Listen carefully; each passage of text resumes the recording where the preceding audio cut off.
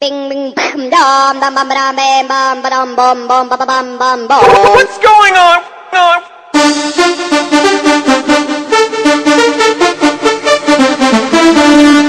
Ding ding. Știți de ce stă un trabant la semafor deși s-a făcut verde? Pentru că s-a lipit într-o gumă de mestecat. Este doar unul dintre sutele de bancuri despre trabanturi, bancuri care sunt spuse însă tot mai rar. Asta pentru că nici trabanturile nu prea mai circulă pe străzile României. Zeci de iubitori ai acestor mașini s-au reunit în capitală.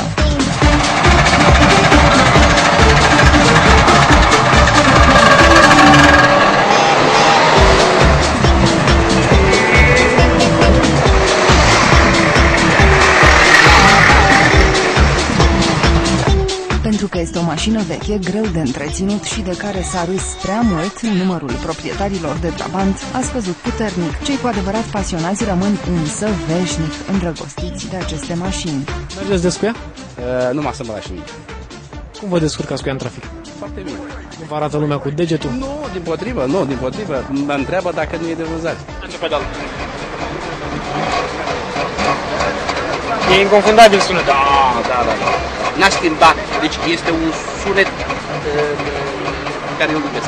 Pasiunea pentru aceste mașini nu ține cont nici de vârsta mașinii, nici de cea a șoferului. Mașina e din 85. O aveți de atunci? Da. Circulați des cu ea? Da, acum, mai mult decât când eram mai tânără. Am îndrăznit să facem o excursie cu trabii până în Franța. A fost visul nostru și iată că s-a îndeplinit. Și v-ați dus, v-ați întors cu el? Da, ne-am dus, eu, soțul și copilul de 3 ani. Nu știu dacă mă crede sau nu, dar dintotdeauna mi-am dorit să conduc un trabant. Senzația este unică dacă vreți să vedeți cum e să conduci o mașină care nu are servodirecție, nu are servofrână, nu are ABS. Este o senzație unică, mai ales dacă ne gândim că acest model de trabant este unul decapotabil.